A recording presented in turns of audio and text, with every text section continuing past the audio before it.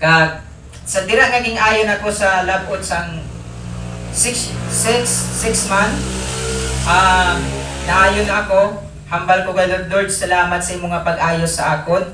Kag dayon nagpadayon ko ni Lord. Kay ginabutang ni Lord sa akon paminsaron nga wala na sa iban nga himuon. Wala na sa iban nga himuon para sa Ginoo kundi ang pagpangalagad lang sa iya. So kay naanuhan ako nga naanuhan ako nga ang tanang nga mga butang di sa kalibutan nga akon pangamudlayan hindi ko man madala sa langit. Hindi ko man madala ang mga nagkasari-sari nga mga butang di sa kalibutan. Ang akon nga madala, ang nagsulod sa akon paminsaron, ang akon madala sa langit, amo ang akon nga pagpakigrelasyon ni Jesus. Amo ang akon nga nahimo parte kay Jesus Christ. So subong, nagpagamit ko kay Lord, nanging missionary ako, pagi man sa mga tao ang gamit ni Lord para sa akon. So, salamat sa Ginoo kay gitagaan niya ko sang chance nga daw madula na ko diri sa kalibutan. Pero gitagaan niya ko sang chance nga mabuhi pa. Agod sa pagsugid sa paghigugma ni Lord sa aton kabuhi. Bangod kay nga biskan sa akon sitwasyon, palaging ginabutang ni Lord sa akon paminsaron nga palangga ako. So bot sing ganon, palangga ako, palangga kita tanan. So amo na nga ang paghigugma ni Lord amo lang ang aton madala sa pagkabuhi diri sa kalibutan. So hambal sa Bible, hambalya hindi pagkalipati ang paghigugma sa Ginoo sa imong kabuhi. Malipatan mo man ang tanan nga butang, malipatan mo man ang mga natabo mo sa una, pero hindi lang pagkalipati ang paghigugma ni Jesus sa atong kabuhi. So praise God.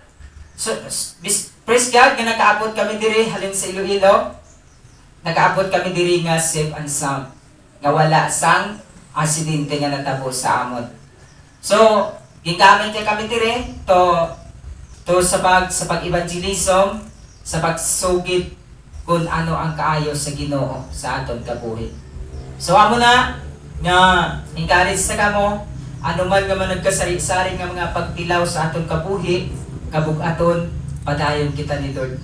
Kay nga si Lord wala gid nag-untat sa pagpalangga sa aton. Sabi ng Bible sa Romans chapter 8, ang paghigugma ni Lord wala sa may makapugong. Mag-abot man sa imo ang kawaladon, mag-abot man sa imo ang mga problema, mag-abot man sa imo ang kagamo, pero ang paghigugma ni Lord hindi gid magauntad sa imo kabuhi. So sabi ng Bible sa Jeremiah 31:3, ginapalangga ko kamo sa wala sing katapusan. So ano ba lang himuon naton sa iya pagpalangga? Magpadayon kita sa pagpangalagad sa iya. So sa akon kabuhi wala na ko sang ginikanan, mga brother and sister ko ato sa Negros sa Kanlaon, pero gitagaan ko nilod sa mga brother spirituale, mother spirituale. So sila ang kaupod ko sa mga utod kay Kristo. So encourage sa mo nga padayon kita sa pagpangalagad sa Ginoo. Kaya nga Jesus is coming. Mag-abot na si Jesus. Mas manami nga mag-abot siya nga ara kita sa iya presensya. Nga biskan ano man ginahimo naton, palagi kita nga nagapasalamat sa iya. Palagi kita nga may relasyon sa iya biskan day kita magkanto. Amen.